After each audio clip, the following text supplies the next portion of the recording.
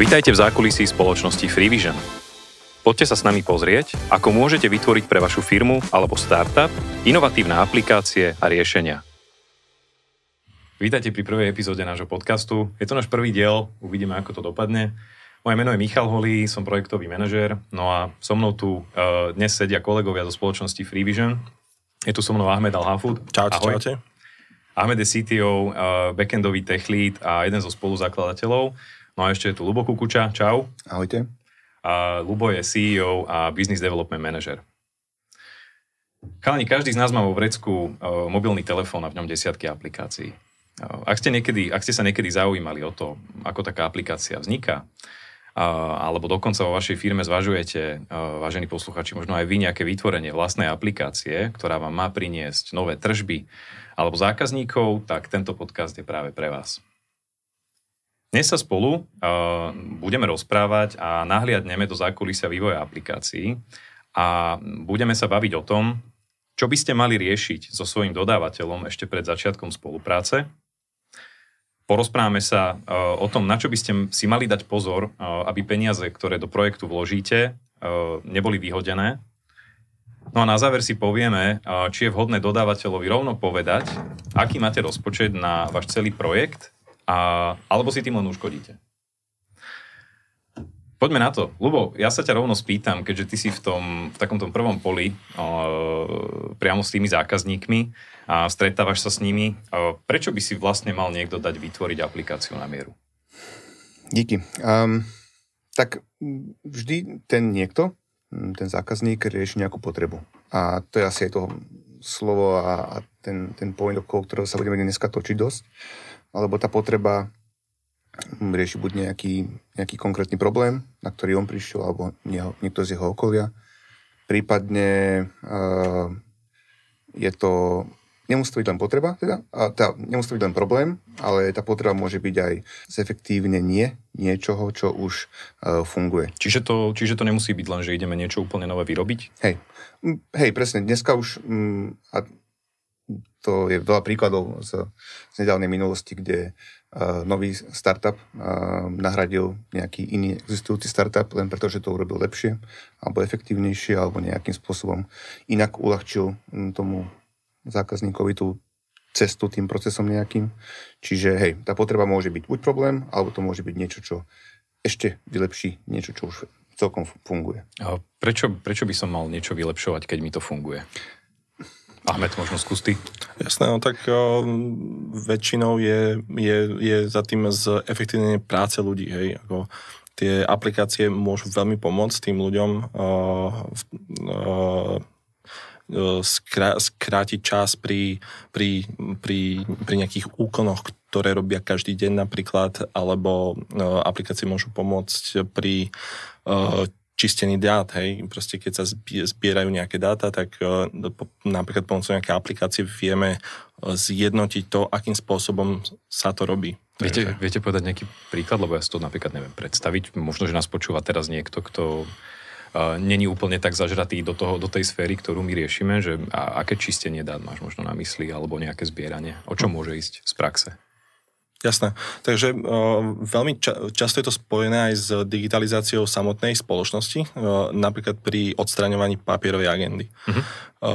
Mali sme klienta, ktorý, teda ešte stále máme, máme klienta, ktorý bol v kontakte so svojimi servisnými technikami, ktorí vždy, keď robili nejaký servisný zásah alebo inštalovali nové zariadenie, tak potrebovali vyplňať strašne veľa papierov. Hej. Tieto papiere vyplňali rukou, opisovali nejaké údaje z nejakých občianskych preukazov alebo z nejakých servisných štítkov a toto bolo veľmi nepresné, bola tam veľká chybovosť, bolo to pomalé, lebo ten papier sa nejako musel dostať späť k tomu klientovi. A ešte aj neekologické. Áno, ešte samozrejme aj neekologické.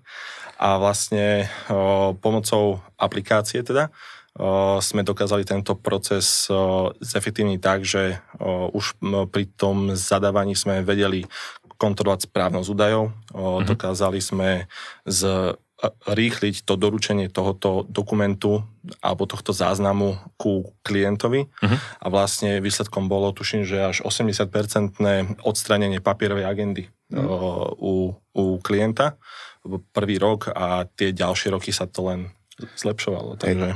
A to je príklad, to je perfektný príklad a to je príklad na B2B a na internú aplikáciu pre nejakú veľkú firmu. A potom sú ešte príklady napríklad na B2C, kde máš koncových užívateľov, ktorí sú bežní občania alebo usery. A tam napríklad máme aplikáciu Slovak Lines, ktorú máme klienta Slovak Lines, ktorému sme riešili mobilné a webovú aplikáciu. A to je častočne ten príklad, na ktorý si sa ty pýtal, pretože to zlepšilo proces, ktorý už fungoval.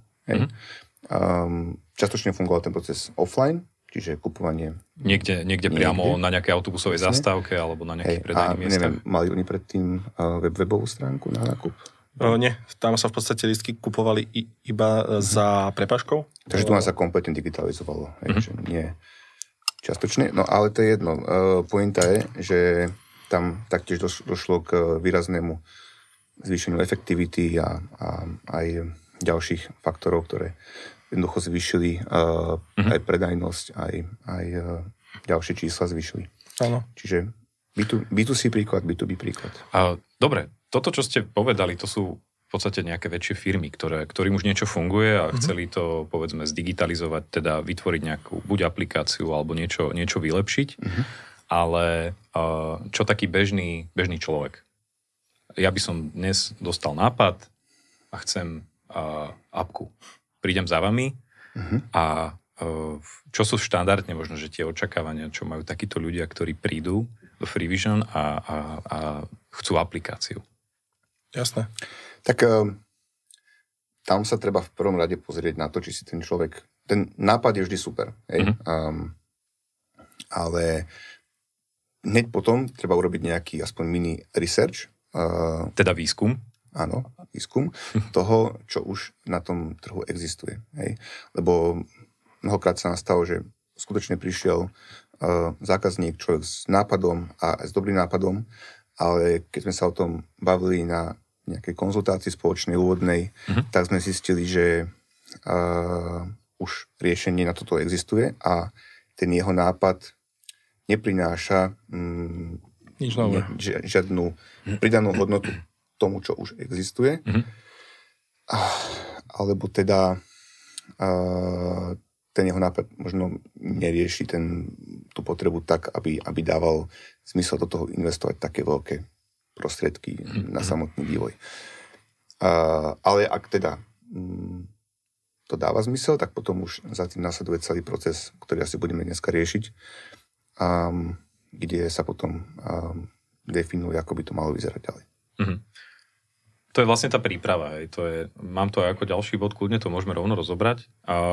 Ako sa vôbec môžem pripraviť na celý takýto projekt alebo na ten prvý rozhovor, na tú konzultáciu s vami, keď prichádzam s niečím. A teraz povedzme, že možno, že som aj ten biznisovejší klient, ktorý už niečo má a chce niečo ešte dovytvoriť, dorobiť, alebo možno aj niekto, kto chce aplikáciu úplne od piky, len mám nápad a vôbec neviem, čo mám očakávať, ale chcel by som niečo takéto vyrobiť. Čo si mám pripraviť? Jasné. Ja si myslím, že na to prvé stretnutie si treba hlavne nachystať to nejaké predstavenie, že vlastne čo chcem riešiť a čo chcem dosiahnuť. Hej? Akože tam podľa mňa na tie prvé stretnutia netreba prísť s nejakými dokumentáciami a spísanými vecami. Akože určite to pomôže, ale my to ako keby nepotrebujeme, lebo proste každý je v nejakej fázi toho svojho projektu. A určite stačí len mať tú myšlienku. Áno, netreba si doniesť v podstate nič. Hej? Ale treba si pripraviť možno očakávania, že idem s nápadom, ale môže sa stať, že ten nápad my vyhovoríme tomu človeku. Hej. Mne sa stala taká zaujímavosť. Bol som na jednej súťaži, dostal som nápad na apku, tam cieľom bolo naozaj, že niečo vymysleť a potom som mohol vyhrať. A trvalo to 3 dní a v tretí deň za mnou došiel jeden z mentorov. My sme vyvíjali aplikáciu, ktorá mala podporiť finančnú gramotnosť detí a na tretí deň, už to bolo 3 hodiny pred prezentáciami, mentor pozerá a hovorí, že počúvajte, vám by nestačilo iba obyčajné Pexeso? Nepotrebujete aplikáciu predsa. A tak nás to vtedy domotalo a posadilo na zem, že sme si uvedomili, že fakt možno, že nám to netreba. Robíte niečo takéto aj vy? Že môže sa stať, že prídem za vami s nápadom a odídem s tým, že vlastne vôbec nepotrebujem aplikáciu, ale idem robiť niečo iné, lebo ste mi poradili. Jasné. Určite. Myslím, že sa to stáva dosť často. Hej. My sa snažíme ako keby vyťahnuť z toho zákazníka čo najviac a podľa mňa ten najlepší spôsob je aj nejako rozporovať, či vôbec ten nápad má zmysel, aký má dosah a proste, či vôbec má zmysel to robiť. Bavili sme sa teraz, že čo očakávať, keď prvýkrát za niekým teda prichádzam, alebo mám nejaký nápad, prídem za vami. A napadá vám aj niečo, čomu by som sa mal možno vyvarovať? Vyvarovať. No, pred prvým stretnutím? Ja si myslím, že... Ale bavíme sa teraz vo všeobecnosti, že ktokoľvek nás počúva a možno, že špekuluje nad niečím, teda, že OK, tak mám tu niečo v šuflíku, nejaký projekt, ktorý som si vysníval pred nejakými rokmi a teraz sa rozhodne, že OK, že znie to fajn, že išiel by som za niekým a nech ide vlastne za akoukoľvek developerskou firmou, za akýmkoľvek vývojárom, tak na čo si dať možno, že pozor? Ťažko asi niečo odhalí nejaký problém s danou firmou alebo developerom na prvý pohľad, ale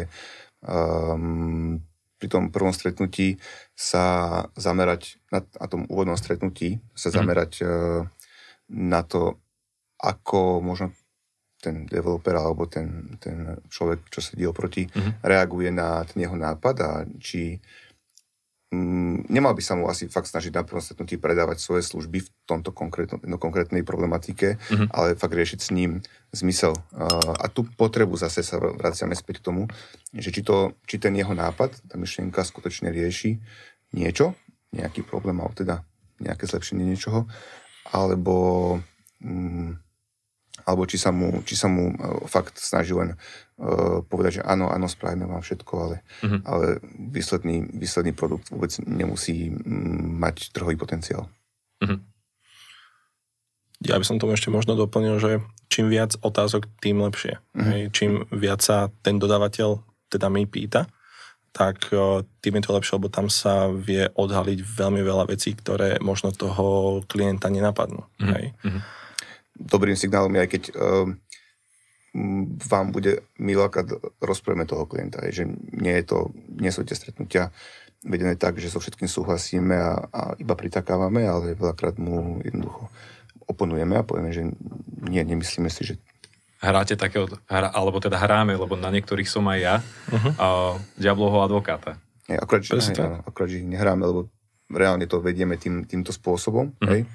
A z toho potom vznikajú práve tie výstupy, ktoré veľakrát vedú k tomu, že sa nič nezrealizuje. Jasne. Spomenul si teda ten trhový potenciál. Toto je možno, že jedna z tých prvých vecí, na ktoré sa treba zamerať, keď chcem niečo ísť vytvárať, mať jasno v tom, že či to má zmysel, či tá moja investícia do toho sa mi vráti, či je opodstatnená, alebo aj keď sa mi nevráti vo forme nejakých peňazí, ale či ten benefit, ktorý očakávam od toho riešenia, ktoré mi máte vytvoriť, či bude mať zmysel. A často sa stretávam, aj keď sa rozprávam s inými kamarátmi alebo s kolegami z fachu na tému budget. A teraz možno, že pre poslucháčov, ako je to vlastne s tým rozpočtom? Mám ja ako niekto, kto za vami príde, vám na rovinu povedať, že no tak toto je ten budget, ktorý na to mám, s týmto by som chcel robiť? Už nám to povedať môže, ale lebo viac menej sa tým nebudeme riadiť, lebo vždy sa budeme riadiť tým, čo potom v tom ďalšom procese odhalíme pri tvorbe toho produktu. Ale nie je to potrebné hneď na začiatku riešiť ten budget. Znova sa vrátim, že treba na tom začiatku riešiť tú potrebu a ten zmysel toho celého projektu. Ale čo sa týka toho budgetu, tak to je fakt kľúčová vec. A tam vznikla aj tá otázka, že čo riešiť ten trhový potenciál, ktorý si vlastne tvoril. A to je dosť dôležité, lebo jedna vec je samotnú aplikáciu naprogramovať, vytvoriť, ale potom ju treba aj udržiavať a samozrejme ďalej rozvíjať, aby... A možno aj marketovať, keď to chcem predávať určite. A zarábať na tom neskôr, keď to není pre napríklad niečo pre len mojich zamestnancov a podobne. Marketing je mnohokrát ešte väčší náklad než samotný vývoj. A čiže nejaký obchodný model by bol fajn mať, či už pred tým prvým stretnutím aspoň na myslení, že kde je ten potenciál toho produktu zarábať, a hlavne sám na seba ten produkt, aby sa potom mohol rozvíjať ďalej. Ale teda a potom sú samozrejme projekty, ktoré nemusia zarábať, ale tieto asi nemusíme riešiť. Sú rôzne takéto typy neziskové. Aké sú to napríklad? Poďme sa rozprávať. Školy robia rôzne projekty, takéto rôzne neziskové organizácie. Nejaké informačné projekty, kde sa propaguje skôr nejaká myšlienka alebo nejaký smer. Čiže ten budget je určite dôležitý, ale nie je potrebné ho mať stanovený hneď na prvom stretnutí. A možno, že to je aj žiadané, nemať ho ohraničený na tom prvom stretnutí. Kedy sa potom ale dozviem, čo ma to na konci dňa bude stať, alebo ako to funguje, hej? Že toto, čo si mi povedali, teraz pre mňa veľká neznáma. Ja teraz neviem, že tak bude to stať povedzme 5 000 alebo 50 000. Toto je vždy tá otázka, ktorá sa najviac rieši aj na prvom stretnutí. S klientami, aj na prvom, aj na druhom, aj na treťom. Lebo ako je pochopiteľné, že zákazníci potrebujú vedieť, koľko ich to bude stáť, aby si vedeli na to pripraviť budget a prispôsobiť náklady, ale my dokážeme odhadnúť vývoj a náklady na vývoj, čas a náklady s nejakou presnosťou. V nejakom momente s nejakou presnosťou. Hej. A oni sa odhadujú na základe dokumentácie, špecifikácie, dizajnov. Hej. A k týmto dokumentom a materiálom sa dostanete v tom procese až v nejakých bodoch, keď urobíte nejaké kroky. Hej. Väčšinou to nie na prvom stretnutí. Stáva sa, že prídu ľudia, zákazníci, ktorí majú už nejakú dokumentáciu vytvorenú, ale to znamená, že oni už prešli nejakými tými procesmi, či už majú nejaký vlastný IT tým vo firmách, alebo to minimálne, keď to je nejaký jednotlivec, tak to prebral s nejakým dizajnérom a namysleli to a možno urobili nejaké wireframey alebo dizajny. A tam už sa dá niečo odhadnúť, ale k tým detailom sa asi dostaneme neskôr, že ako sa dopracovávame k tým odhadom. Jasne. Ako z môjho pohľadu to funguje tak, že keď ten klient teda príde, tak na začiatku to vždy niečo stojí. A stojí to práve tú položku tej analýzy. Niektoré projekty sú veľmi jednoduché. Povedzme, chcel by som nejakú veľmi jednoduchú aplikáciu, v ktorej budú možno iba 3-4 funkcionality. Tam reálne žiadnu analýzu ani nemusíme robiť, ak samozrejme ten klient nemá nejaké nároky na vzhľad, dizajn, na použiteľnosť, aby sme museli naozaj že analyzovať toho veľmi veľa.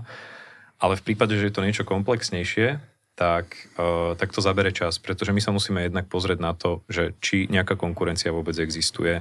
Ak áno, v čom by to malo byť podobné, alebo nie. Potom potrebujeme testovať ten náš prvotný nápad, to, čo sme si vytvorili a nájsť si možno nejakú vzorku používateľov, na ktorých to vieme vyskúšať, ktorí nám dajú spätný feedback a na tomto je to najkrajšie, že veľakrát sa stane, že ja mám nejakú predstavu, alebo teda my s klientom máme nejakú predstavu o tom, ako by tá aplikácia mala vyzerať a fungovať, ale keď to predložíme tej testovacej vzorke, tak zistíme, že oni to nevedia používať. Musíme to upraviť, alebo sa dozvieme, že oni by chceli možno, že ešte niečo viac a zrazu z toho externého prostredia, od tých kvázi teda nejakých testerov, obohatíme tú aplikáciu o ďalšie funkcionality, ktoré by nám alebo klientovi vôbec predtým nenapadli. No a v podstate celý tento proces tohto nášho workshopu má za úlohu to, aby sme zistili, čo vlastne chceme v tej aplikácii mať a čo je možné tam mať a čo je správne tam mať, aby sa to dalo potom predávať a aby sa to dalo používať. Tu má vlastne klient tú jedinečnú možnosť ešte ako keby sa spätne vrátiť k tým svojim požiadavkám a na základe tohto hodnotného feedbacku ako keby sa ešte dodatočne rozhodnúť, že aha, že dobre, takže nerobíme toto, skúsme ísť nejako inač, hej. Kdežto keby sme robili dopredu nejakú veľkú špecifikáciu, ktorú nejako zafixujeme, tak už tam tá možnosť nie je, ale s týmto prístupom aj počas tohto workshopu to vieme tým potom spraviť. Tak, presne tak. Dozvieme sa všetko v podstate jednak my ako developeri a vývojári a dizajnéri pochopíme ten biznis, pochopíme toho klienta, že vieme, čo chce, že naozaj to dokážeme navnímať do detailov, ale na druhej strane to ešte vyškalujeme možno do niečoho lepšieho, než by to malo byť, ale hlavne aj vyvarujeme sa niečomu, čo by možno dosť degradovalo na konci dňa tú aplikáciu alebo to riešenie. Počas tohto procesu ten zákazník dáva veľmi silnú spätnú väzbu tiež sám a ovplyvňuje tú konečnú podobu toho produktu, alebo toho nadizajnovaného produktu zatiaľ ešte, nevyvinutého. A aj potom počas ďalšieho vývoja, tým, že to je agilný vývoj, tak spätnou väzbou nielen tí užívateľia, ale aj ten samotný zákazník, ktorý si vymyslel ten produkt, tak ho vie ovplyvniť. Aj na základe samozrejme tej spätnej väzby od tých užívateľov. Hej. OK. Ľubo, keby si to teraz mohol tak zosumarizovať, o čom sme sa tu rozprávali, ako by si možno definoval ten prvý deň alebo tú úvodnú fázu komunikácie so zákazníkom? Jasné, čiže predtým, než sa vôbec dostaneme k tomu samotnému definovaniu toho produktu, ktorý sme teraz spomenuli na konci, tak viac menej v tejto úvodnej fáze tej konzultácie, keď nás zákazník kontaktuje s nejakým nápadom, tak sa viac menej iba veľmi nezáväzne rozprávame a brainstormujeme ten jeho nápad. Hej? A rozoberáme tu tie potreby, musí byť iba jedna, môže byť viac. A snažíme sa dopracovať k tomu rozhodnutiu spoločne s tým zákazníkom, či je preňho dobré a či to preňho bude mať nejakú hodnotu ísť ďalej tým procesom, lebo ten už bude ďalej platený, hej, už bude od neho vyžadovať nejaký aj finančný input. A či teda tam v tom vidíme my nejaký potenciál, nejakú hodnotu a akú ideálne aj s ním môžu mať prebratú. Čiže tam na tej úvodnej môže to byť jedna, môže to byť dve, kľudne to môže byť aj 3 konzultácie. Sa vieme porozprávať o tom, že áno, vidíme v tom zmysel, áno, vieme to urobiť, takto to bude asi vyzerať a v ďalších fázach to už potom vieme rozobrať detailnejšie a technickejšie hlavne, všetko. Ahmed, doplnil by si niečo? A ja by som doplnil, že nebude vedieť zákazník pravdepodobne cenu, veľmi, veľmi pravdepodobne cenu celého toho produktu, ale už bude vedieť cenu aspoň tej ďalšej fázy, ktorá bude nasledovať. Čiže tak. Hlavne bude mať podľa mňa upratanejšie myšlienky po týchto prvých stretnutiach. Hej. Aj my budeme vedieť, na čom sme a kam vlastne smerujeme. A ďalej to už je na ňom, že či sa vydáme tou cestou toho ďalšieho bádania. Predstavte si, že by ste mali teraz našim poslucháčom poradiť, čo sa majú spýtať, na čo sa majú vôbec spýtať developerskej firmy, alebo teda vývojárskej firmy, keď za nejakou pôjdu, aby možno, že taká vec, ktorá je, že je to naozaj dôležité vedieť na začiatku. Napadá vám niečo? Jasné, tak... Veľa otázok sa dá spýtať. Otázka je, že ktorá z nich je tá najdôležitejšia, hej? Dá sa spýtať na technológie, dá sa spýtať na to, akí skúsení sú členovia tímu, dá sa spýtať samozrejme na referencie, sú veľmi dôležité. Referencie by som možno zaradil k tým najdôležitejším, ale tá najdôležitejšia otázka... Ja si myslím, že dôležité je komunikovať, že ako to bude prebiehať. Hej. Otvorene komunikovať vždy, že čo budú tie ďalšie kroky, ako to uchopíme, v ktorej fáze a kto sa tomu bude venovať. Hej, tá firma by mala mať jasnú predstavu o tom, ako ten proces nasleduje, ako vyzerá a aké budú tie ďalšie kroky. To je určite ten základ. Hej. A potom možno tie referencie, kde je vidieť aj ako reálne fungujú alebo fungovali v minulosti v práci s klientom. Chalani, ďakujem, že sme sa dnes mohli takto pekne porozprávať. Určite sa budeme počuť častejšie. No a vážený poslucháč alebo poslucháčka, budeme veľmi radi, ak nám napíšete, či ste už vo vašej firme niekedy spúšťali nejaký projekt s vlastnou aplikáciou alebo máte akúkoľvek skúsenosť s nejakým vývojom na našom LinkedIne. Napíšte nám, čo vám to prinieslo alebo ako to celé dopadlo a kontakt na naše LinkedIny nájdete v popise podcastu. Do počutia. Čaute. Majte sa. Ak sa vám čokoľvek páčilo alebo máte nejaké otázky, budeme radi, ak nám napíšete na podcast@freevision.sk. Všetky ďalšie epizódy si môžete vypočuť aj na našej webovej stránke freevision.sk/podcast.